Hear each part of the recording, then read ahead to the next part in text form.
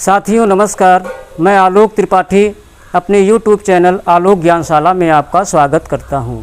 पिछले वीडियो में आपको आव्यूह के इन्वर्स और एडजॉइंट के बारे में बताया गया था, उससे संबंधित प्रश्नावली भी आपको बताई गई थी।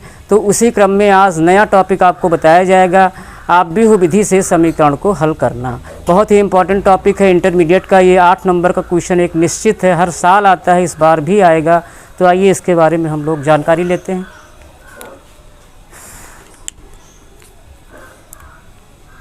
आव्यूह विधि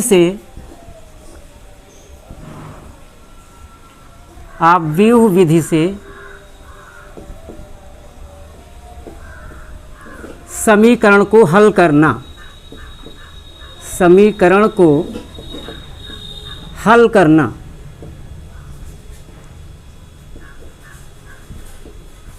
तो अगर 3 अज्ञात राशियां होंगी तो 3 युगपत समीकरण होंगे, 2 अज्ञात राशियां होंगी तो 2 इक्वेशन होंगे। तो 3 वाला हम लोग जानते हैं, 2 वाला बहुत ही आसान है, उसी प्रोसेस में आ जाएगा।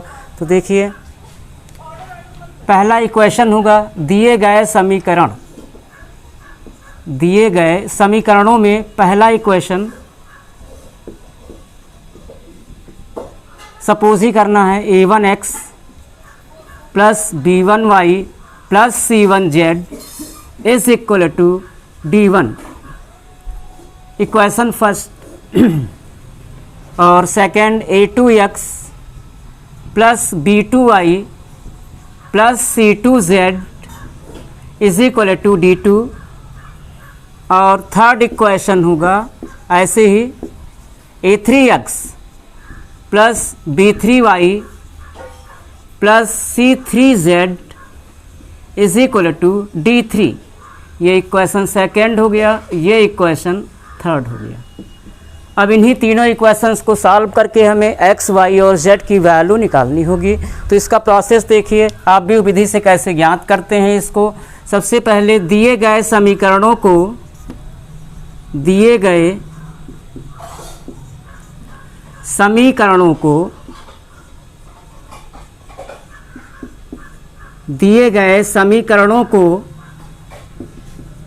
आव्यूह रूप समीकरण, आव्यूह रूप होता है ये मैट्रिक्स फॉर्म। दिए गए समीकरणों को आव्यूह रूप समीकरण ax is equal to b के रूप में लिखने पर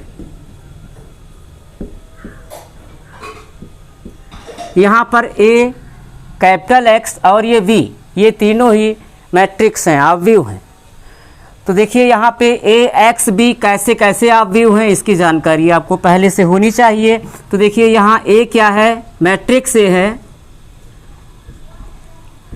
x, y और z के गुणांकों से प्राप्त आव्यूह, z के गुणांकों से प्राप्त आव्यूह।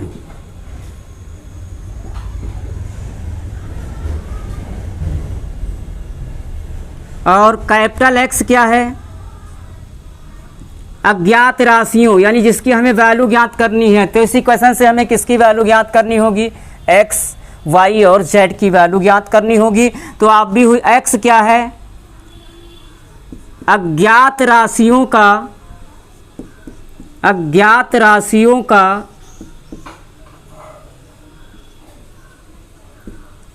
स्तंभ आव्यूह, अज्ञात राशियों का स्तंभ आव्यूह।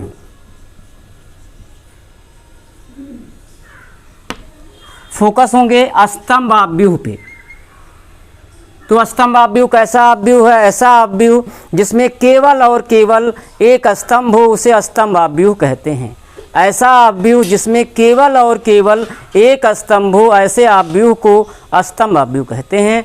तो देखिए अब बचा आपका क्या, मैट्रिक्स बी है अचर राशियों। यहाँ अज्ञात राशियों में x, y, z है। अज्ञात राशियों में कौन कौन सी राशि होगी, x, y, z। और आव्यूह बी क्या है, अचर राशियों। अचर राशियां जो हैं, अचर राशियों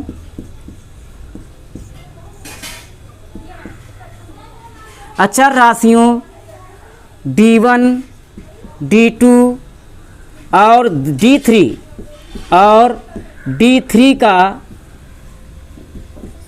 स्तंभाव्यूह, स्तंभाव्यूह आप जान चुके हैं। अब स्तंभाव्यूह ये हो गया। ए क्या है? एक्स वाई जेड के गुणांकों से प्राप्त आव्यूह। आव्यूह एक्स क्या है? अज्ञात राशियों एक्स वाई जेड का स्तंभ आव्यूह।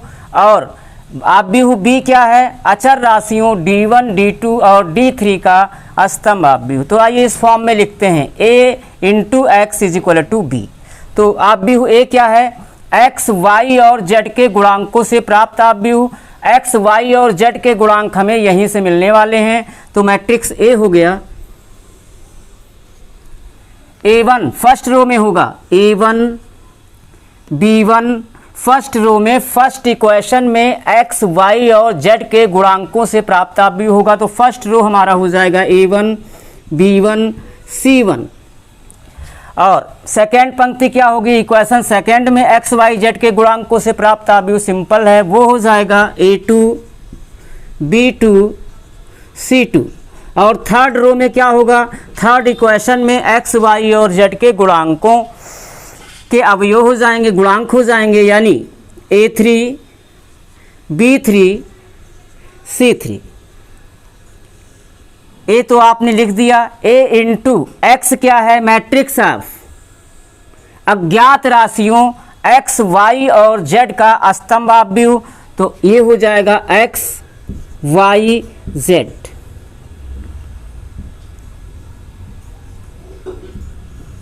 इज इक्वल टू बी क्या है? अचर राशियों D1, D2 और D3 का स्तंभ आव्यूह। तो ये हो जाएगा D1 D2 D3। इस फॉर्म में हम इसको लिख लेते हैं।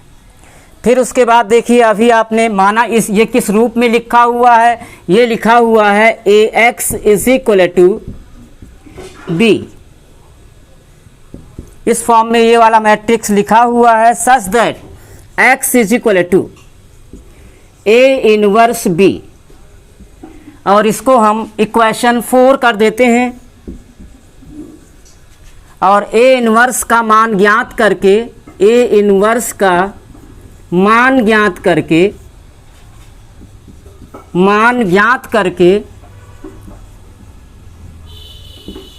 इक्वेशन 4 में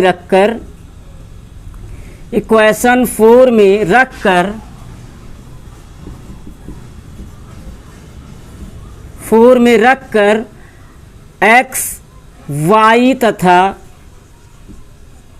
जेड का मान ज्ञात कर लेते हैं। एक्स वाई तथा जेड का मान ज्ञात कर लेते हैं।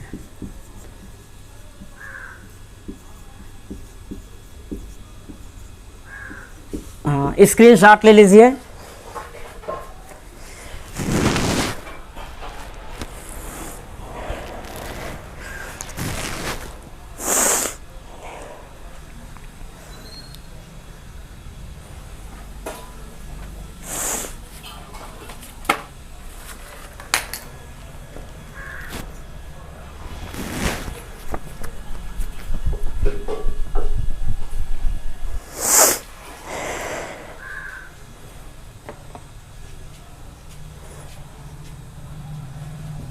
हाँ बच्चों, तो ये आव्यूह विधि से समीकरण को हल करने का पूरा आपको प्रोसेस बताया गया था। सबसे बड़ा प्रोसेस है 3/3 का है। 3 इक्वेशन है, 3 अज्ञात राशियां हैं, उन्हें इसी तरह सॉल्व कर लेना है। अब आइए एक्सरसाइज में। तो चूँकि ये सारणिक से रिलेटेड है, क्योंकि ए इनवर्स में सारणिक का यूज़ होता है, इसलिए इसको सारणिक के अभ्यास में भी रखा गया है आपके एनसीईआरटी बुक में। और वो है प्रश्नावली 4.6, एक्सरसाइज 4.6। तो आइए लगाते हैं उसके कुछ सवाल।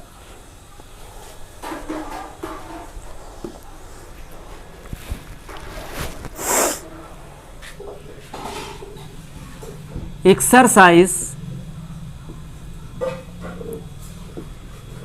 4.3।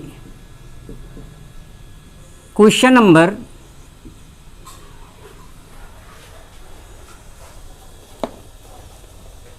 7। क्वेश्चन नंबर 7 है, इसमें दो अज्ञात राशियां होंगी, दो इक्वेशन दिया होगा। तो दिए गए समीकरण आपको क्या करना है, हल करना है। आप व्यूह विधि से समीकरण को हल करना, ये क्वेश्चन होगा। आप व्यूह विधि से, क्वेश्चन नंबर 7 है, आप व्यूह विधि से समीकरण भी लिख देता हूं। आप व्यूह विधि से समीकरण, 1 मिनट,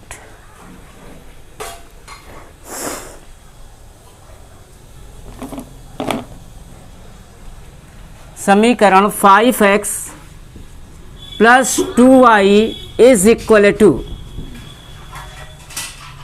4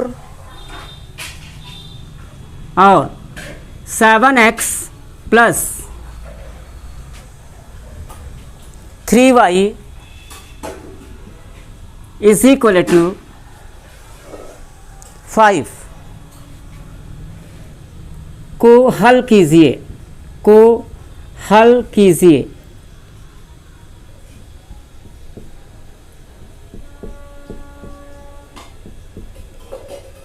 ये है क्वेश्चन। तो देखिए, दिए गए समीकरण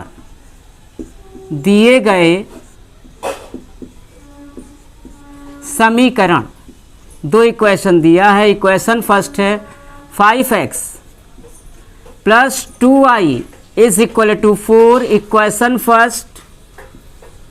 और सेकेंड इक्वेशन है 7x plus 3y is equal to 5, second. अब देखो, इन दोनों इक्वेशंस को हमें किस में सॉल्व करना है, इसको हमें आप व्यूह विधि से सॉल्व करना है। प्रोसेस आपको पूरा बताया गया है, तो ये उसका छोटा सा वो है, पार्ट है। तो देखिए, ये 2/2 का है। तो ये क्या हो जाएगा, दिए गए समीकरणों को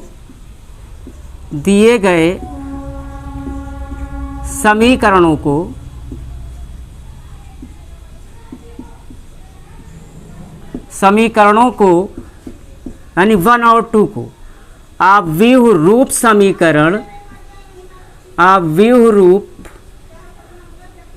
समीकरण ax is equal to b के रूप में लिखने पर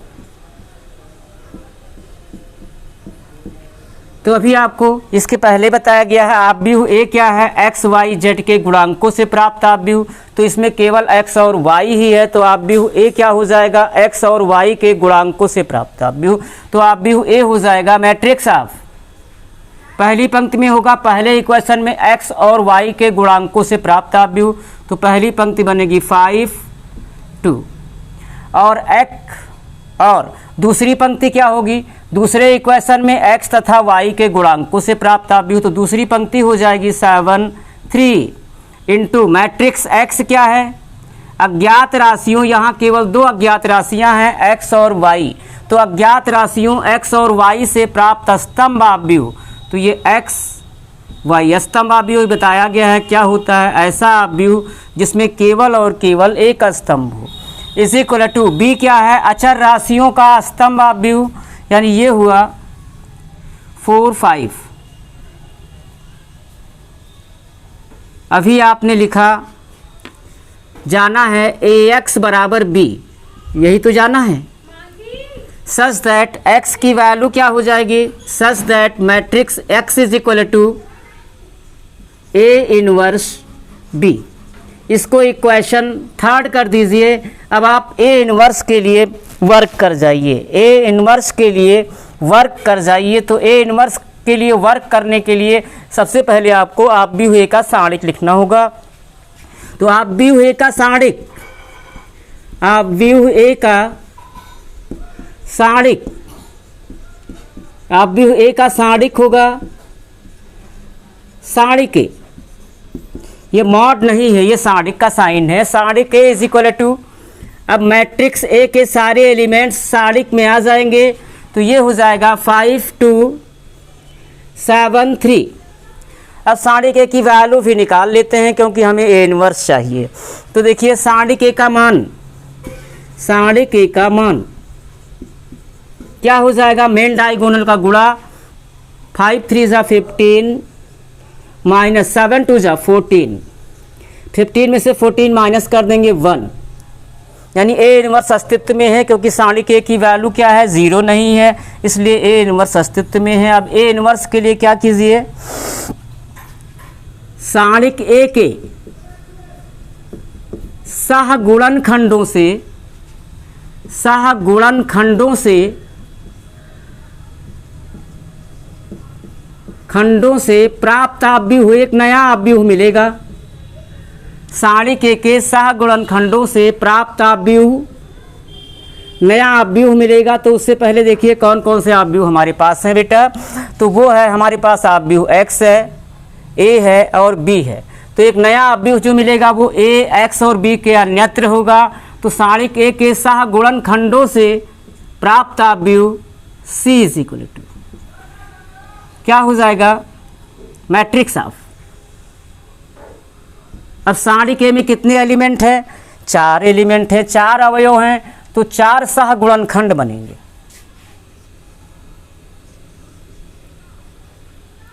2 3 4, ये आपने चारों अवयवों का उपसारणिक लिख लिया। अब किसी सारणिक के किसी अवयव के उपसारणिक में उसके उचित चिन्ह का गुणा कर देने पर उस अवयव का सहगुणनखंड प्राप्त हो जाता है। तो आपने चारों अवयवों का आपने उपसारणिक बना लिया, उसके उचित चिन्ह का गुणा भी कर दीजिए।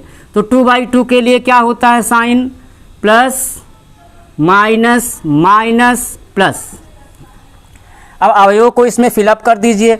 अवयव 5 के लिए सहगुणनखंड क्या होगा, पंक्ति जाएगी, स्तंभ जाएगा, यानी होगा 3। 2 के लिए पंक्ति जाएगा, स्तंभ जाएगा, क्या बचा 7। और 7 के लिए पंक्ति जाएगा, स्तंभ जाएगा 2। और 3 के लिए पंक्ति हटेगा, स्तंभ हटेगा 5। इसलिए मैट्रिक्स सी क्या हो जाएगा, मैट्रिक्स सी हो जाएगा 3 -7 -2 5।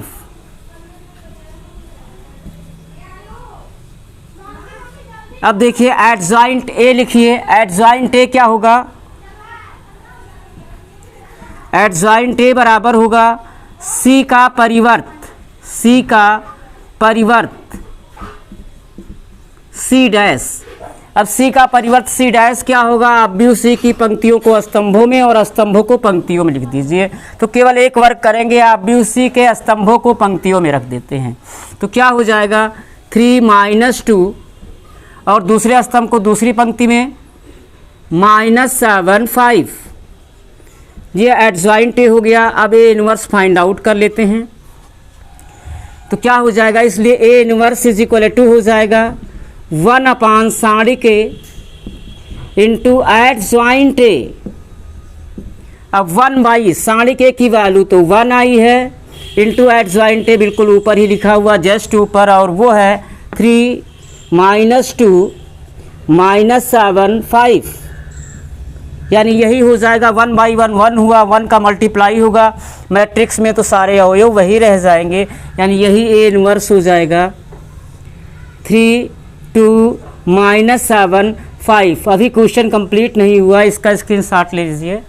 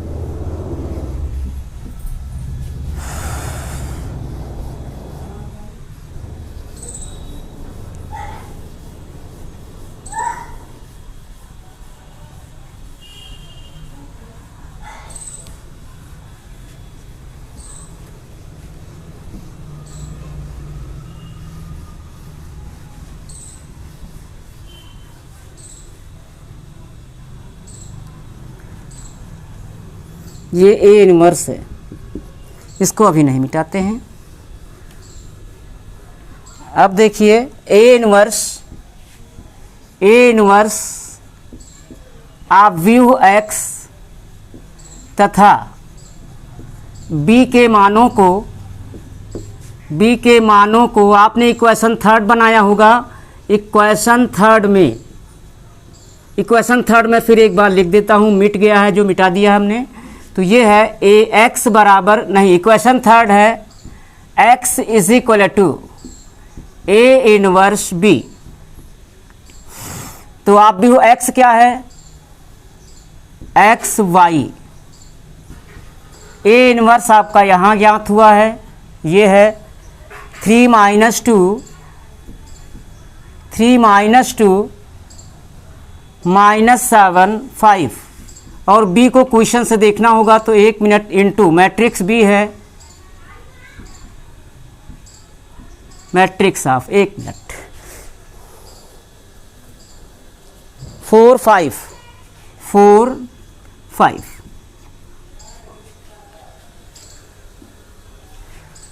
अब देखिए इनका मल्टीप्लाई करवा देते हैं तो देखिए क्या होगा।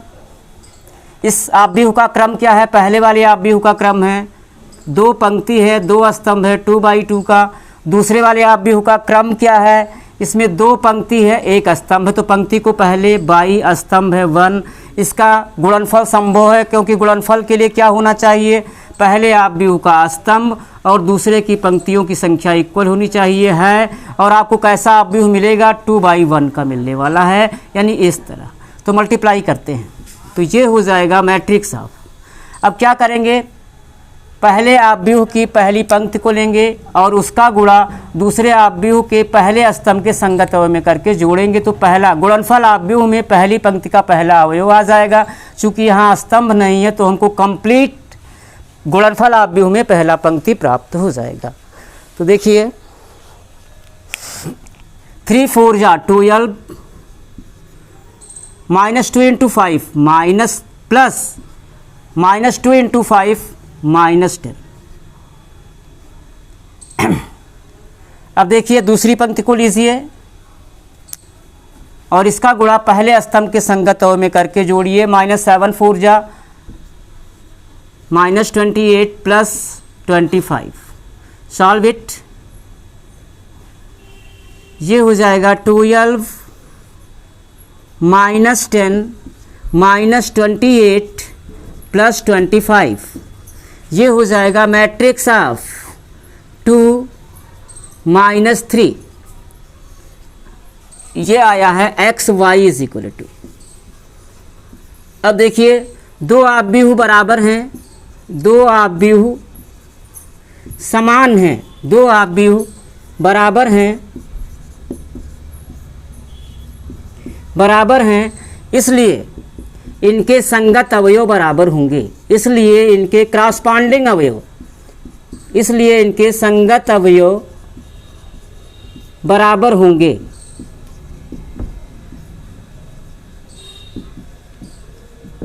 तो आंसर हो जाएगा, अतः x की वैल्यू हो जाएगी 2 और y की वैल्यू हो जाएगी -3। That's answer. लेकिन एग्ज़ाम में हम कैसे चेक करेंगे कि हमारा जो आंसर वो सही आया है। 8 नंबर का क्वेश्चन आता है, रिस्क लेना ठीक नहीं है, तो हम कैसे चेक करेंगे। चेक, पहले हम इक्वेशन फर्स्ट को, इक्वेशन फर्स्ट है 5x + 2y = 4। 5x + 2y = 4। तो इसका हम LHS ले लेते हैं। LHS है हमारा 5x + 2y। अब x और y की वैल्यू पुट कर देते हैं। 5 × x की वैल्यू आई है 2, x की वैल्यू आई है 2 + 2 × y की वैल्यू आई है -3। 5 2 जा 10 -6 = 4, जो कि हमारा RHS है, = RHS। तो इस तरह हम अपने आंसर को चेक भी कर सकते हैं। इसको कॉपी कर लीजिए, स्क्रीनशॉट ले लीजिए।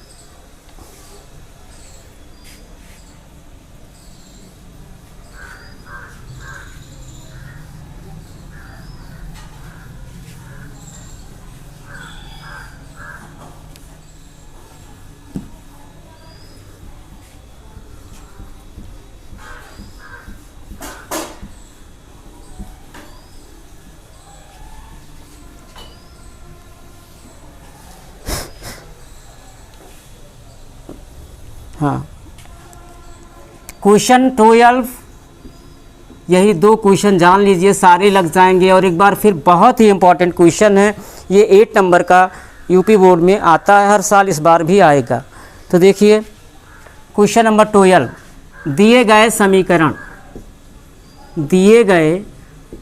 समीकरण ये सॉल्व है, यानी क्वेश्चन नंबर 12 का आंसर है ये दिए गए समीकरण,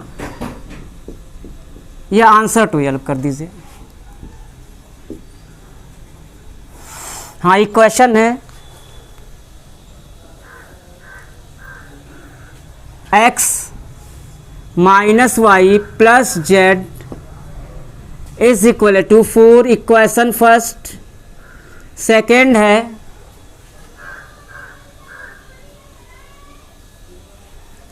to x plus 3y minus z is equal to 0,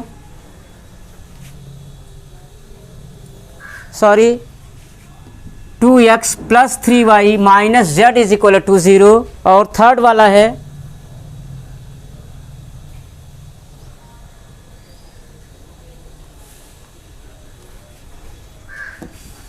to x plus y minus 3z is equal to 0, ये सेकेंड हो गया। और थर्ड वाला है x plus Y plus Z is equal to 2। ये तीनों इक्वेशन है, इसको आप भी विधि से सॉल्व करना है। ऐसे ही एक क्वेश्चन 8 नंबर में आएगा आपका, तो इसको भी ध्यान से देखिए। दिए गए समीकरणों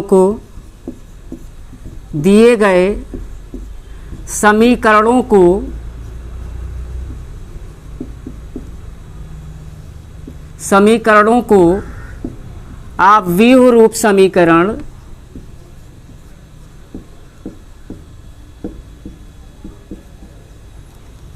ax बराबर b के रूप में लिखने पर हाँ, तो देखिए मैट्रिक्स ए क्या है, x, y तथा z के गुणांकों से प्राप्त आव्यूह।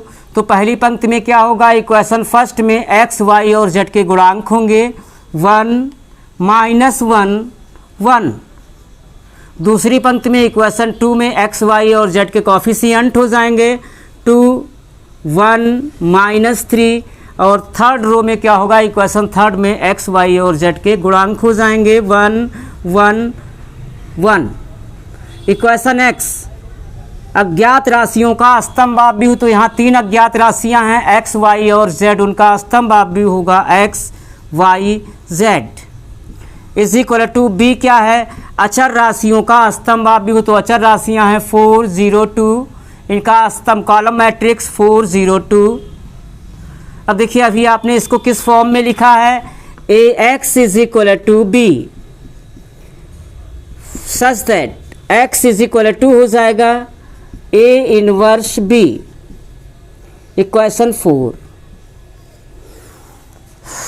अब हम a इनवर्स के लिए वर्क करेंगे, तो a इनवर्स के लिए हमें अगर वर्क करना है तो आप भी a को हमें निकालना होगा यहाँ से और उसका सारणिक लिखना होगा। तो आप भी a है हमारे पास, यही वाला आप भी a है, इसी से हम a इनवर्स के लिए वर्क स्टार्ट कर देते हैं। तो देखिए आप भी a का सारणिक, आप भी a का सारणिक, आप भी a का सारणिक होगा सारणिक के।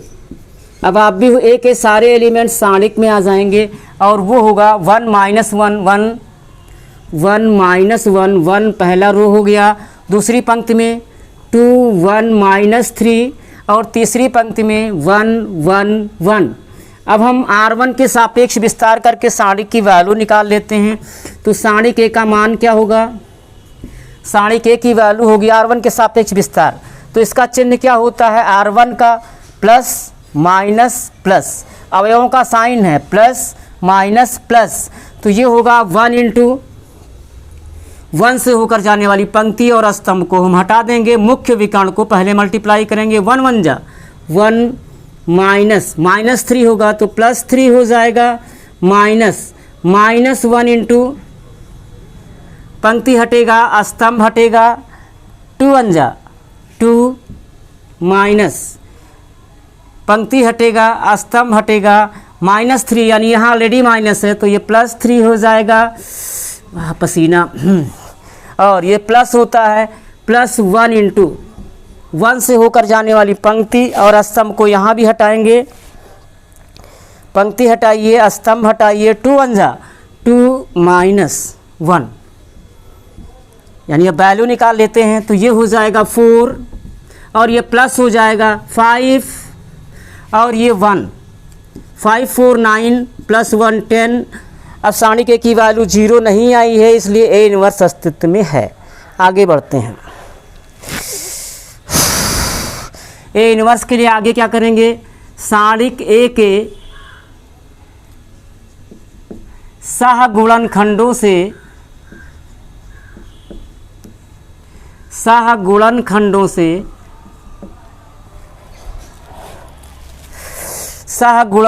से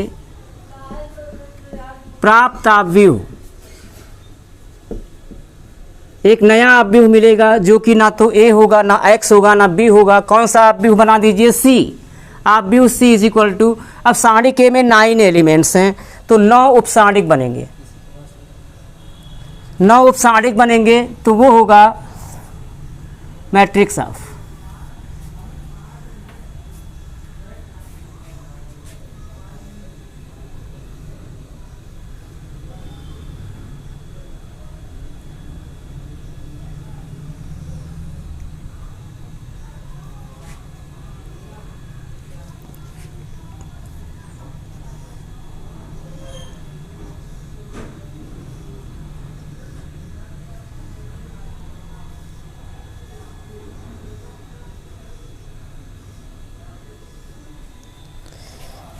हाँ तो देखिए साइन आपने 9 उपसारणिक यहाँ बना लिए।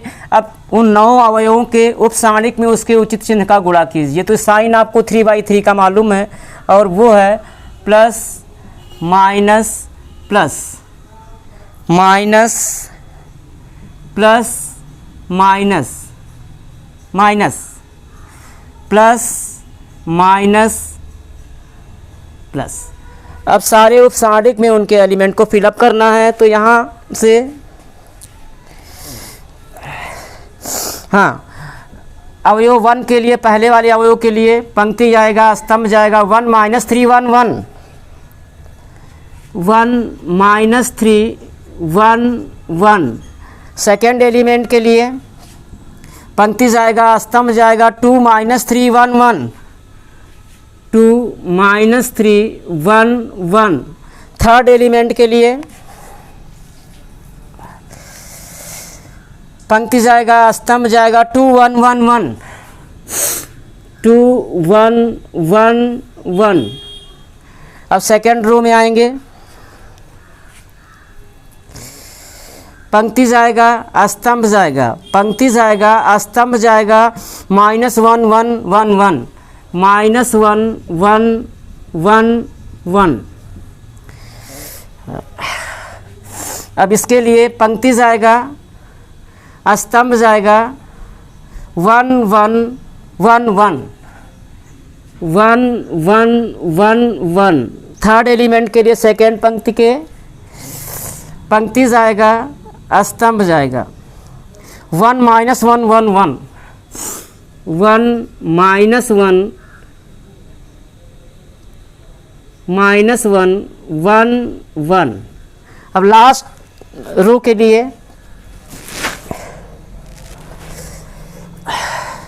हाँ पंक्ति जाएगा, स्तंभ जाएगा, पंक्ति जाएगा, स्तंभ जाएगा -1 1 1 -3 -1 1 1 -3। सेकेंड एलिमेंट के लिए पंक्ति जाएगा, स्तंभ जाएगा 1 1 2 -3 1 1 2 -3। थर्ड एलिमेंट के लिए पंक्ति और स्तंभ को लीप करेंगे 1 -1 1 2 1। अब इसको सॉल्व करते हैं तो C इक्वल आ जाएगा matrix of 3 1 + 3 4 + 4 2 + 3 5 -5 2 -1 1 plus 1 minus 1 minus 1 minus 2 plus 2 हो जाएगा 1 minus 1 0 1 plus 1 2 minus 2 3 minus 1 2 plus 2 minus 3 minus 2 minus 5 plus 5 2 1 plus 2 3 हो जाएगा प्लस 3। अब adjoint A is equal to हो जाएगा सी का परिवर्त सी डैश, यानी सी के पंक्तियों को स्तंभों में, स्तंभों को पंक्तियों में कर दीजिए। एक वर्ग करेंगे, दूसरा हो जाएगा, स्तंभों को पंक्तियों में कर देंगे, पंक्ति स्तंभ में आएगी और ये हो जाएगा मैट्रिक्स। पहले स्तंभ को पहली पंक्ति में कर देते हैं 4 2 2, दूसरे स्तंभ को दूसरी पंक्ति में डालते हैं तो -5 0 5, तीसरे स्तंभ को तीसरी पंक्ति में लाते हैं 1 -2 3। एडजॉइंट ए आ गया। अब इनवर्स ज्ञात करना है, इसका स्क्रीनशॉट ले लीजिए। बहुत गर्मी लग गई है।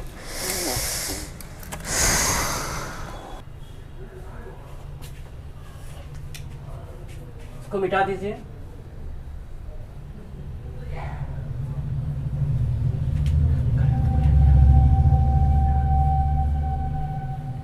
हाँ, सारणिके की वैल्यू को हमें याद रखना है क्योंकि ए इनवर्स में इसकी ज़रूरत है। तो सारणिके की वैल्यू 10 आई है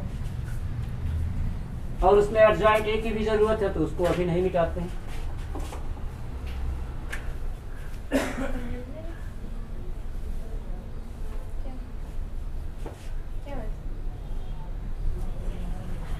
अब ए इनवर्स फाइंड आउट करें। फार्मूला पता ही है, ए इनवर्स इक्वल होता है 1 सारणिके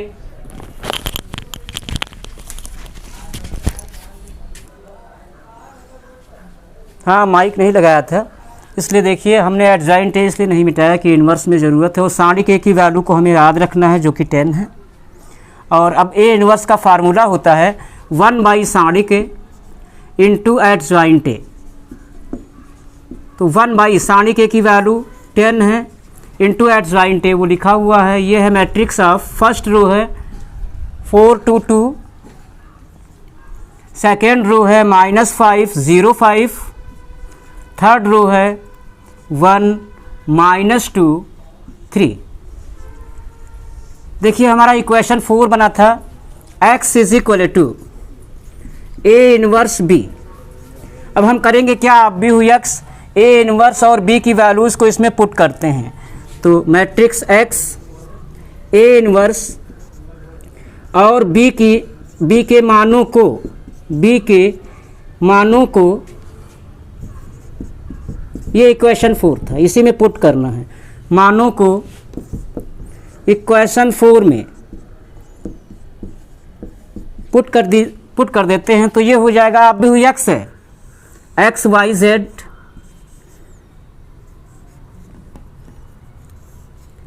is equal to A inverse अभी निकाला गया है और वो है 1/10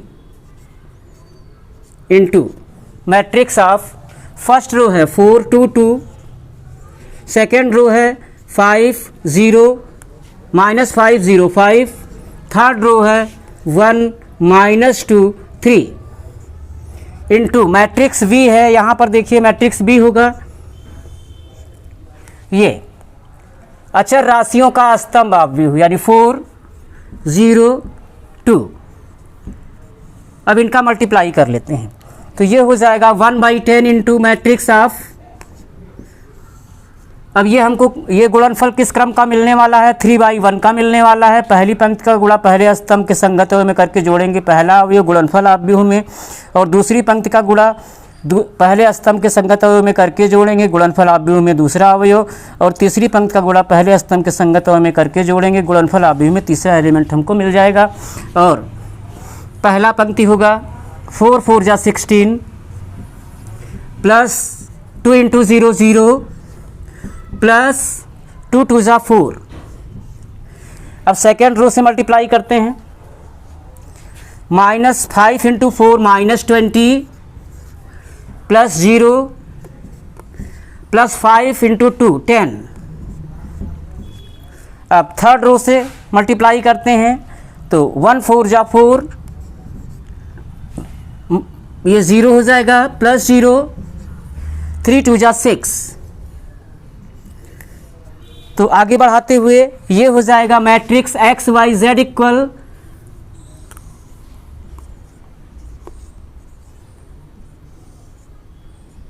1/10 into matrix of 16 plus 4 20 -10 -20 plus 10 -10 4 plus 6 10। अब 1/10 का मल्टीप्लाई करते हैं, इसमें तो 10 से सारे एलिमेंट्स में डिवाइड होगा और ये हो जाएगा 2 -1 1। ये आया है X Y Z is equal to.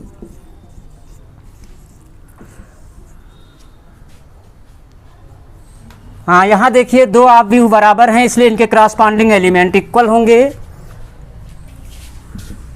तो ये हो जाएगा such that value of x is equal to 2 and y is equal to -1, z is equal to 1। That's answer. अब इसको हम चेक कैसे करते हैं, 8 नंबर का क्वेश्चन है, ऐसे तो नहीं जाने देंगे, इसको अपने ग्रिप में रखेंगे। हर हाल में इजी है, प्रोसेस लॉन्ग भले है, तो अपने ग्रिप में कैसे रखते हैं इसको चेक करते हैं। इक्वेशन फर्स्ट के LHS को लेते हैं x minus Y plus Z और इसको सॉल्व करते हैं। अगर RHS आ जाता है तो चेक हो जाता है। इज इक्वल टू एक्स की वैल्यू 2 माइनस वाई की वैल्यू -1 प्लस जेड की वैल्यू 1। ये हो गया 2 + 1 + 1 4, यानी हमारा आंसर सही है। बस आज के लिए इतना ही। धन्यवाद। अगर आपको ये वीडियो पसंद आया हो तो इसे लाइक कीजिए, सब्सक्राइब कीजिए और शेयर कीजिए।